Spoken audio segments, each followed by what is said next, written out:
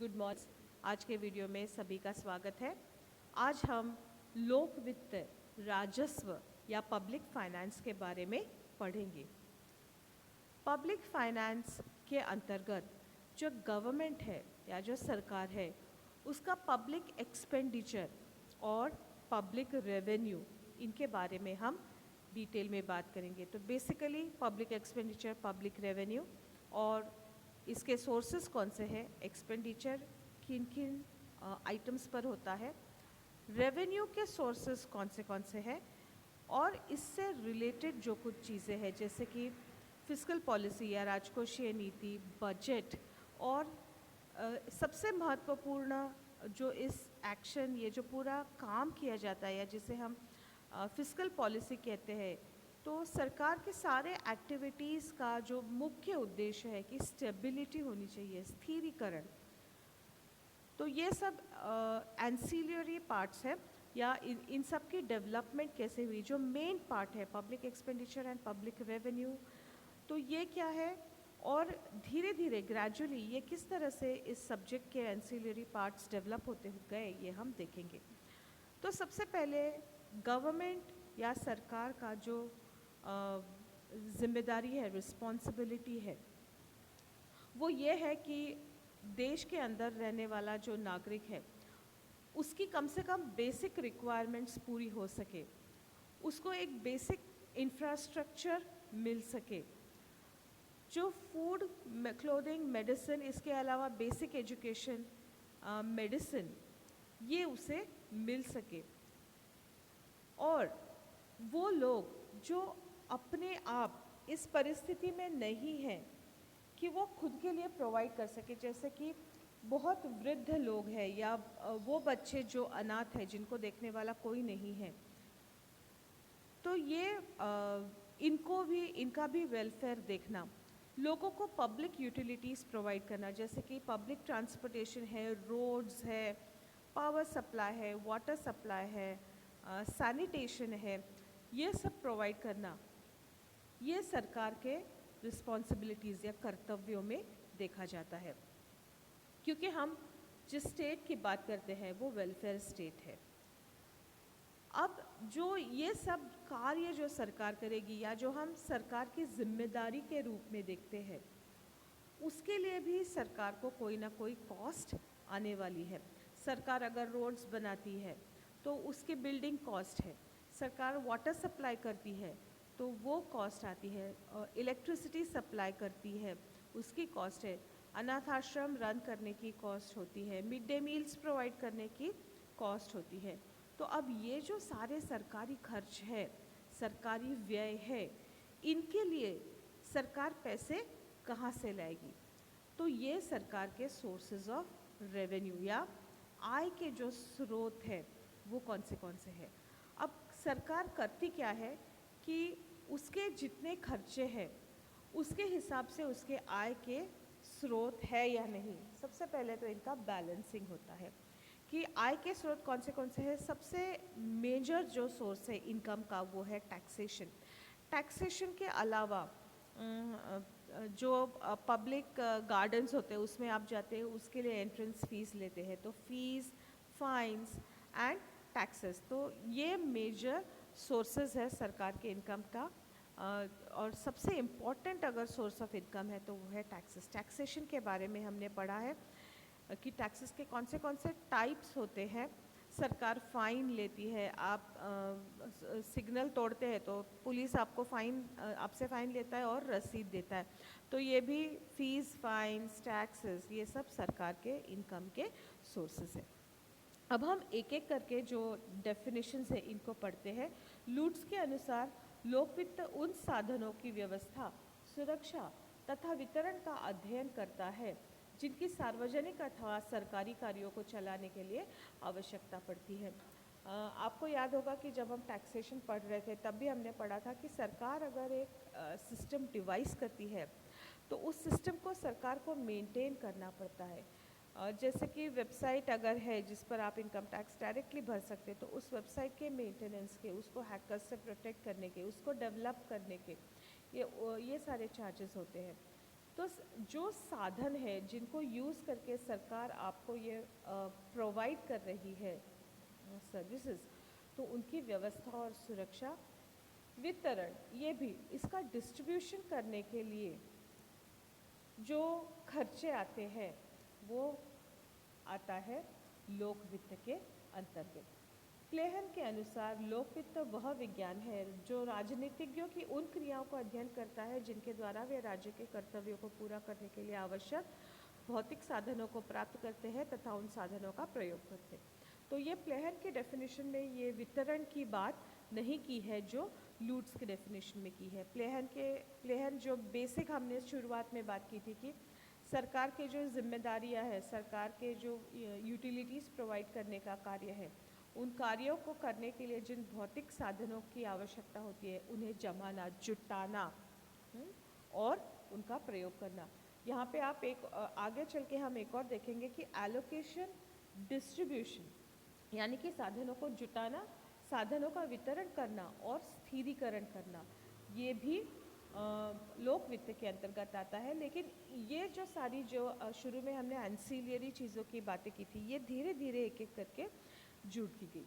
Armitage Smith के अनुसार राजकीय व्यय तथा राजकीय आय की प्रकृति, दो बेसिक चीज़ उन्होंने बात की है। राजकीय आय यानी कि इनकम सोर्सेस, और राजकीय व्यय, गवर्नमेंट एक्सपेंडिचर और गवर्नमेंट इनकम।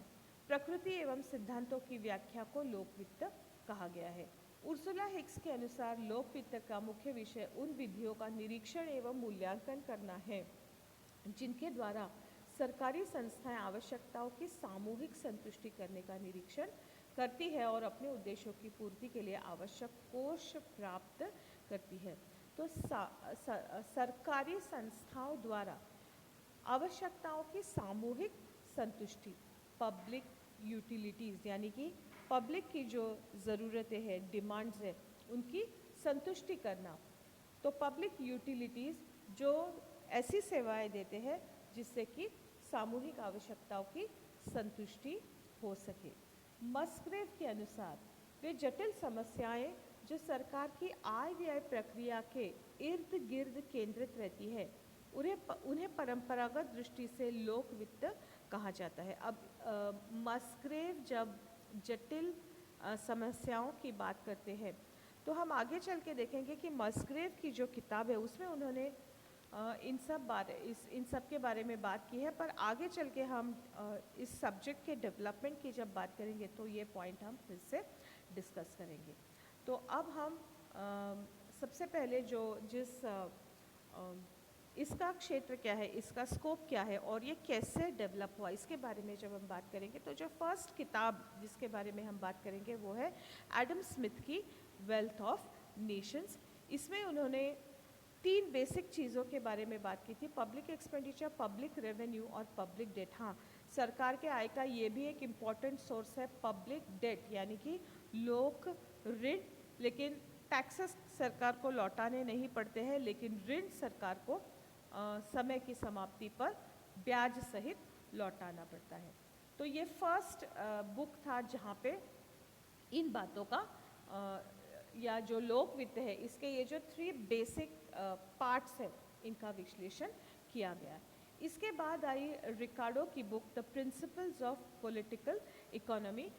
इन्होंने इस बुक में टैक्सेशन पर बहुत अधिक फोकस किया हुआ है और लोक व्यय पर इनका कोई पृथक अभ्यास नहीं है, लेकिन लोक ऋण की विस्तृत विवेचना, उनके पृथक प्रकाशन, essay on the funding system, यानी कि एक और उन्होंने बुक पब्लिश की जिसका नाम था essay on the funding system. उसमें उन्होंने लोक ऋण या पब्लिक डेट के बारे में बात की थी।